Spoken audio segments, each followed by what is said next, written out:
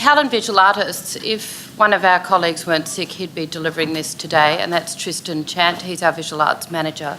And if you are an artist, I think we had one here before, Tristan's probably your first port of call at Cal if you've got a question about visual arts. We've got 1,400 direct visual arts members at the moment and counting. That number's increasing quickly, especially since we were appointed to run resale. Visual artists for Cal, we follow the definitions that are in the Copyright Act and in the Resale Royalty Act, and they include a very broad church of people. Book illustrators, photographers, fine artists, cartoonists, people who take medical pictures in books, all sorts of things are covered by that term visual artist. Last year we collected $41.5 million for artistic works, and you can see the sorts of things that were covered by that. Last year the federal government appointed Cal in April to be the collecting society that runs this brand new intellectual property right called resale royalty in Australia. The scheme commenced in Australia on the 9th of June. That's when it went live. What it means is that when a work is an artistic work by an Australian at the moment, is sold not once but then a second time after the 9th of June, if it's over $1,000, 5% has to be paid of that purchase price back to the artist via Cal. To run this new scheme, we knew that it would put us in much more direct contact with the visual arts world than we'd had before, and we recognised we needed more information about how the visual arts world worked and to consult with the visual artists and art market professionals, so the gallerists and auction houses and dealers, to make sure this scheme ran efficiently. So we formed an artist advisory group. 6 people sat on that, including gallerists, auction house people and art dealers, and they have been very useful to us in saying, practically, if you need this sort of information, this is the way you would go about capturing it. These are the sorts of ways you should be communicating with the art sector to get that information efficiently. That was the art market professional panel. The other group we formed was the artist advisory group, and they were, and they are ongoing. That's artists who are telling us similarly, what do you need to talk to artists about this new scheme? What's the most efficient way of telling artists about this new right and getting them registered with Cal? We identified very early on, while we were putting together the tender, that probably the most difficult area for all of this was the Indigenous art area. So both groups have a high representation of Indigenous artists on the one hand and people working in the Indigenous art market on the other, as gallerists, dealers, auction houses. Registrations, you can see that they've gone up steadily. It's now about 1,100 artists who have registered with Cal for the scheme, so that if their works are resold, we will pay them. Over the time, we've had 6,713 resales reported to Cal, which were for over $1,000 and by an Australian artist.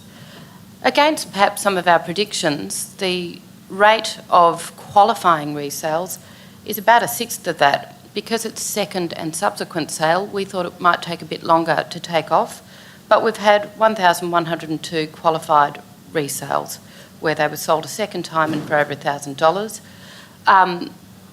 When these slides were written, the total amount of royalties we had collected was $200,000. I understand that we expect that to reach $250,000 by the end of the financial year. Distributions have been made to 290 artists, and the majority of those, as you see, 2/3 or so, are Indigenous artists. And that's a result of the business practices in the Indigenous art world where works change hands quite frequently before they get to the final purchaser. We undertook and are undertaking what we hope is an advertising campaign that will get the word out even further about this resale royalty to artists and to art market professionals. And you can see the sorts of journals we've published in, and that's the sort of ad that we have put in place. And we're thinking constantly about how we might get this message out even more effectively, particularly to artists who may not subscribe to these sorts of things, and people at Cal are thinking creatively and saying, well, they do have to buy supplies for their artworks. What about the shops where they go and buy those art supplies? Can we put up flyers there or have them distributed to them as they buy certain sorts of things? And we gratefully take any suggestions from our members about how we might do that better. We've built a dedicated website for the resale royalty, and it's where artists can register. It's where art market professionals can report resales that they have to do under the Resale Royalty Act. It's the mechanism we use for determining whether a particular resale is a qualifying one, so is it a second and subsequent one by an Australian artist within the resale royalty duration. Artists can view their resales and see, right, which work was it, how much resale should I expect, and most importantly, when should I expect to get paid. And art market professionals, so the gallerists, the auction houses, dealers can look at it and know, all right, I've got 5 of these things I need to pay, these are the dates I have to pay them by. There's frequently asked questions on that website, and I can tell you there are a lot of questions that are asked frequently about resale. And it also has a link to our main CAL website, which is our copyright site. For anyone who's interested, we've done some website upgrades, and it means that artists in particular can really see the status of their resale and work out when they might get paid. We've gone on Facebook with Resale Royalty. We've also gone on Facebook with our major operations, and the Cultural Fund also has a Facebook presence. Please feel free to join, become our friend. We try to post up friendly, relevant information. Engagement. So since January this year, we've invited over 600 artists to join CAL.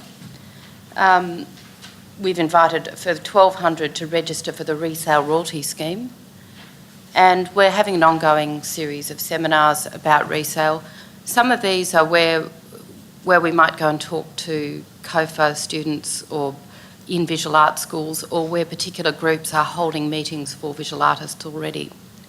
And our presence in remote communities, that's very important for Indigenous artists who may not be able to read some of the information sheets we have on our website, may not even have access to a computer.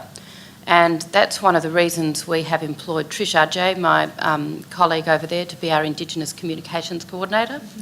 And her job is to make sure that we're doing the best we can by that, and to partner up with other organisations that might be going out to those remote communities where Indigenous visual artists are, say the Arts Law Centre or VisCopy or other bodies where that's happening. It's expensive to get there, so it's better if we join with other parties when they're going and jump on that boat and try to defray costs.